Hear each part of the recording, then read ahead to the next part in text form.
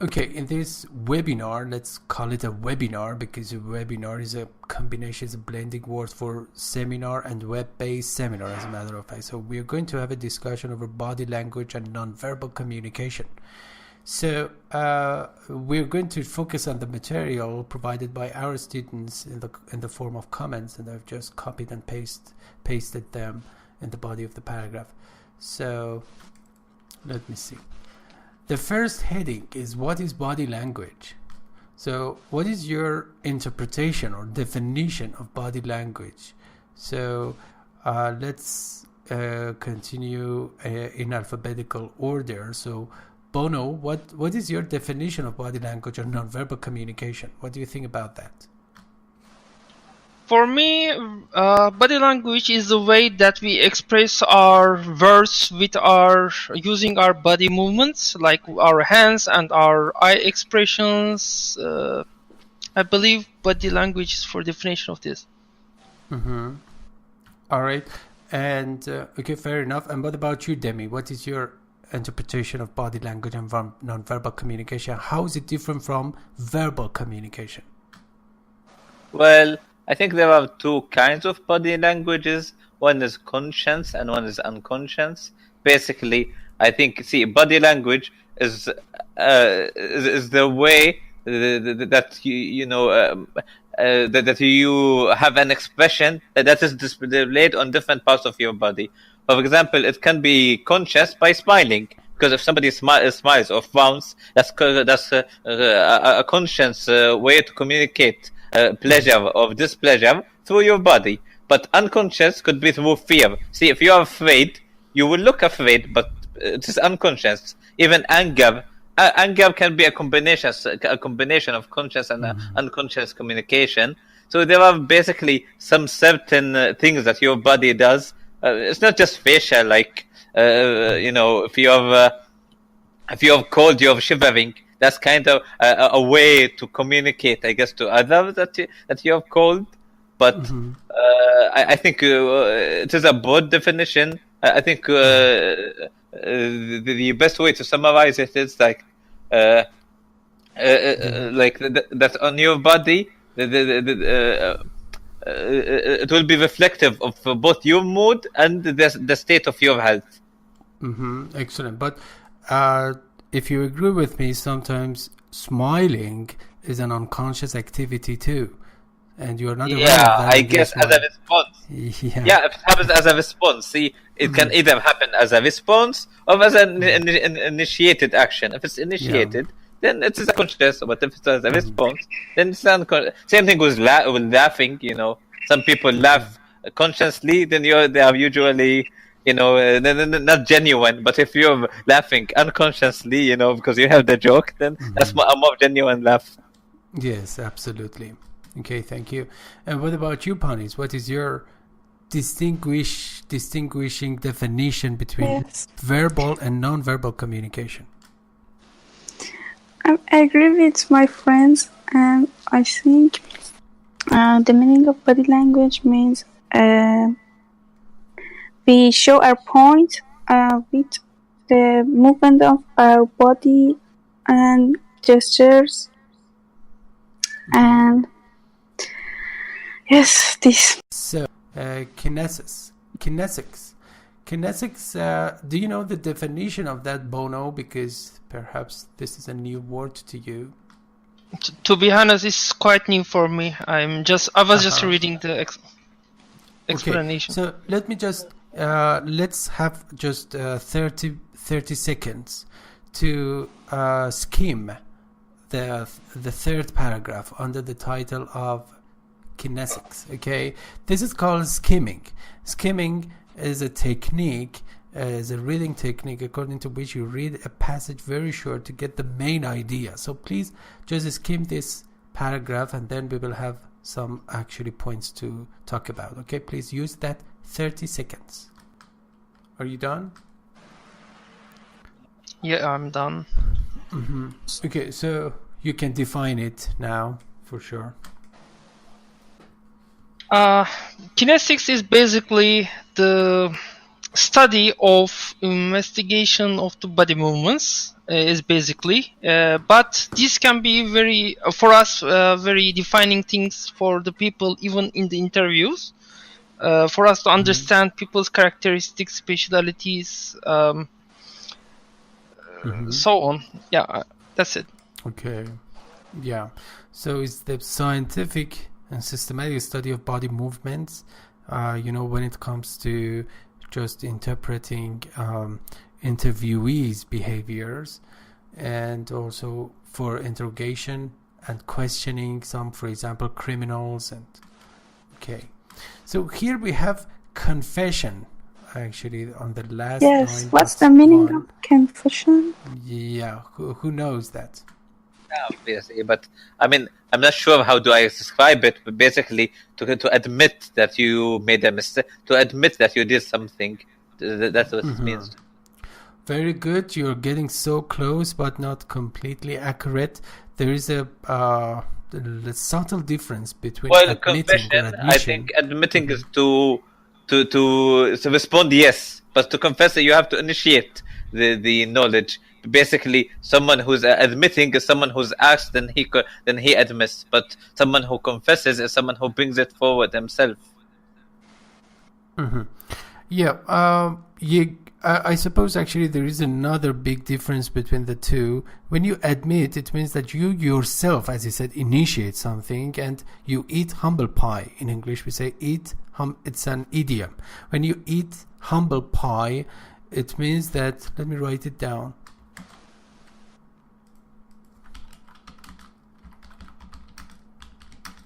Yeah, when you eat humble pie, it means that, okay, you yourself say that, okay, I have made a mistake, and nobody has forced you. But when you make a confession, or when you confess, it means that, okay, you just do it unwillingly because you have to do that. Yeah, that's the dividing line between actually admission and confession. Yes.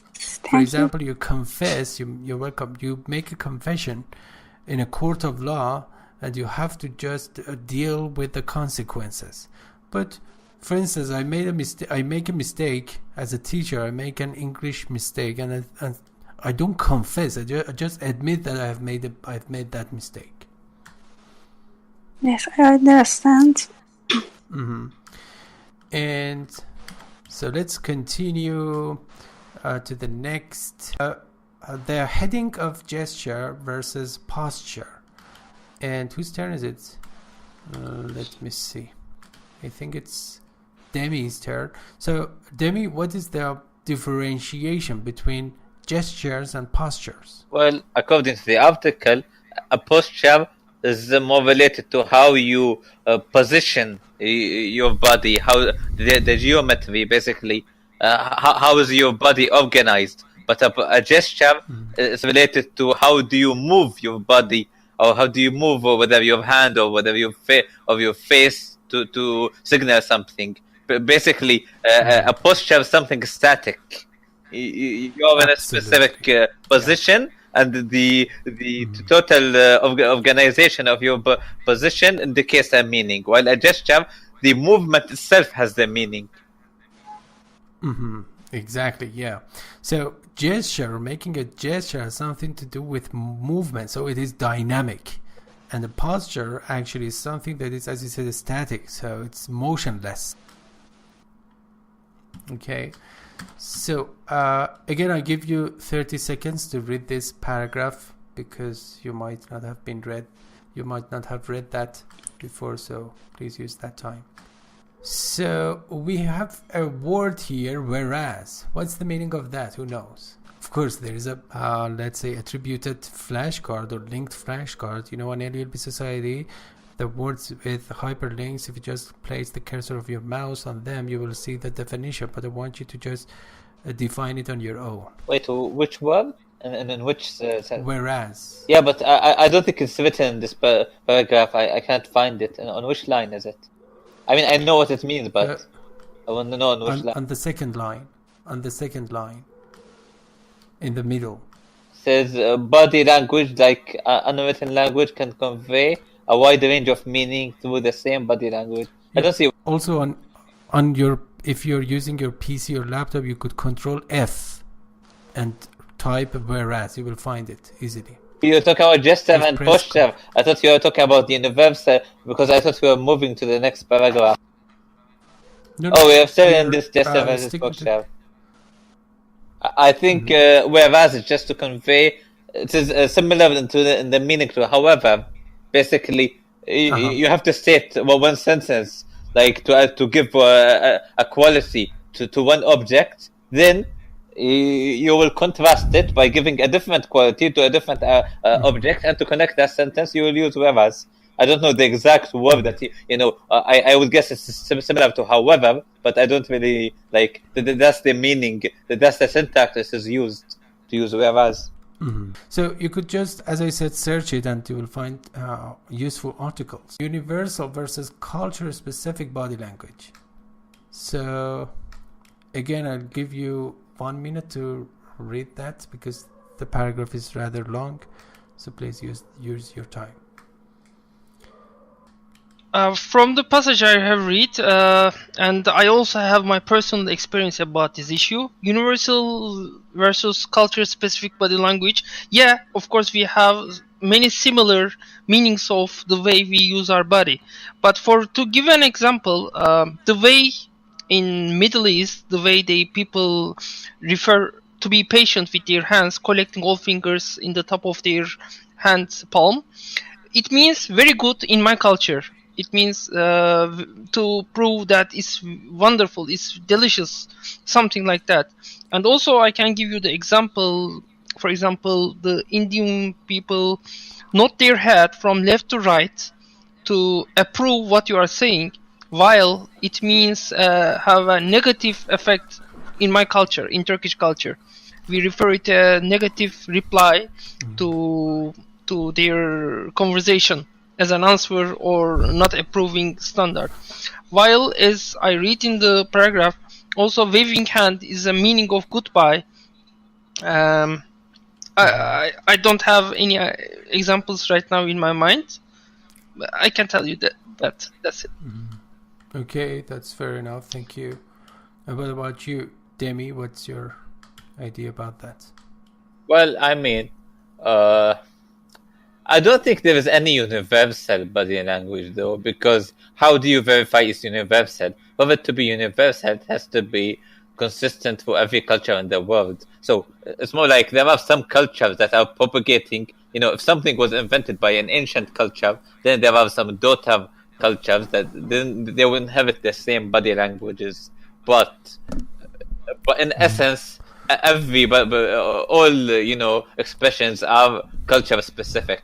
The fact that some expressions are shared doesn't mean that they are universal. Just means that they originated from the same culture, from the same mother culture. That's my opinion, at least.